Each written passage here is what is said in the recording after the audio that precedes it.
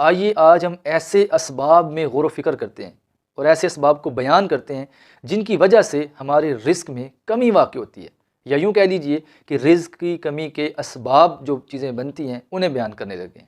ان میں سے ایک چیز یہ ہے کہ دسترخوان پر گرے ہوئے روٹی کے ٹکڑوں کو اٹھانے میں سستی کرنا، یہ رزق میں کمی کا سبب ہے۔ اور آپ دیکھیں کہ جب اللہ تعالیٰ رحمت کرتا ہے تو بہت سارے لوگ ہوتے ہیں جو ڈاکٹروں سے مشورہ کرتے ہیں کہ ڈاکٹر صاحب بچہ خوبصورت ہونا چاہیے، بچہ صحت مند ہونا چاہیے، اس کے لیے بڑی فکر کرتے ہیں اور اس کی صحت کے لیے، اس کی نشو و نما کے لیے مختلف قسم کی ادویات کا استعمال کیا جاتا ہے۔ تو یاد رکھیے گا، کتابوں میں لکھا ہے کہ جو بندہ دسترخوان پر گرے ہوئے روٹی کے ٹکڑے اٹھا کر کھاتا ہے، اللہ تعالیٰ اس کی 3 نسلوں کو بے عیب پیدا فرماتا ہے۔ تو اس لیے اگر کہیں یہ سستی ہے تو اسے دور کیا جائے۔ اور اکثر جب ہم گھروں میں ہنڈیاں بنانے لگتے ہیں، سالن شام کا دوپہر کا بنانے لگتے ہیں یا انڈا وغیرہ فرائی کرنے لگتے ہیں، تو اس میں ہم پیاز اور لہسن کا استعمال کرتے ہیں۔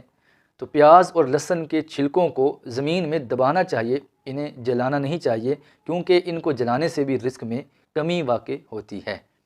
رات کے وقت جھاڑو دینا یہ بھی رزق میں کمی کا سبب ہے، اور کوڑے کو گھر میں ہی چھوڑ دینا، گھر کی صفائی کی تو کوڑا گھر میں چھوڑ دیا، اسے باہر نہیں گرایا، یہ بھی رزق میں کمی کا سبب ہے۔ مشائخ یعنی علماء کرام اور بزرگ جو ہیں ہمارے، ان کے آگے آگے چلنا رزق میں کمی کا سبب ہے۔ ماں باپ کو نام سے پکارنا یہ بھی رزق میں کمی کا سبب ہے۔ کسی بھی گری پڑی چیز سے دانتوں میں خلال کرنا یہ بھی رزق میں کمی کا سبب ہے۔ اور اسی طرح بیت الخلاء میں وضو کرنا رزق میں کمی کا سبب ہے۔ بدن پر پہنے ہوئے کپڑوں کو پہنے ہی سینا، یہ اور اپنے چہرے کو پہنے ہوئے کپڑوں میں سے کسی کا پلو لے کر یا آستین وغیرہ لے کر اس کو صاف کرنا یہ بھی رزق میں کمی کا سبب بنتا ہے۔ اور گھروں میں مکڑی کے جالے لگے رہنے دینا، نماز میں سستی کرنا، نماز فجر کے بعد فوراً بازار چلے جانا اور بازار سے دیر بعد واپس آنا، فقیروں کی مانگی ہوئی روٹیاں خریدنا اور اپنی اولاد کے لیے بد دعا کرنا، یہ تو بہت غلط بات ہے۔ بچے شرارتی ہوتے ہیں اور شرارتیں کرتے ہیں، تھوڑا بہت نقصان ہوتا ہے، پھر ماں باپ ایسی بد دعائیں کرتے ہیں، تو پھر بعد میں اگر بچے میں وہ نقص پیدا ہو جائے تو وہی والدین ڈاکٹروں کے پاس، علماء کے پاس دعاؤں کے لیے، دوائیوں کے لیے دوڑیں لگاتے نظر آتے ہیں۔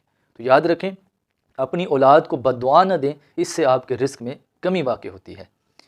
کھانے کے برتن کو صاف نہ کرنا، اسے گندا رہنے دینا، اس میں سالن چھوڑ دینا، اور اس کی مثالیں شادیوں میں، ولیموں میں اور باراتوں کے اندر اور فوتگی جہاں ہوتی ہے وہاں پر کھانا دیا جاتا ہے تو اس کی وہاں بہت ساری مثالیں ملتی ہیں۔ لوگ کھانا بہت زیادہ ضائع کرتے ہیں، اور یاد رکھیے کہ کھانے کو ضائع کرنا اللہ کی ناراضگی کا سبب ہے۔ اگر کہیں چراغ ہے تو جیسے پہلے زمانوں میں استعمال ہوتے تھے تو اس کو پھونکوں سے بجھانا یہ بھی رزق میں کمی کا سبب بنتا ہے۔ یہ ساری کی ساری جو باتیں بیان کی گئی ہیں یہ مختلف احادیث سے ان باتوں کو لیا گیا ہے۔ کوشش کیجئے ان چیزوں سے بچیے تاکہ ہماری رزق میں کمی کا معاملہ نہ ہو۔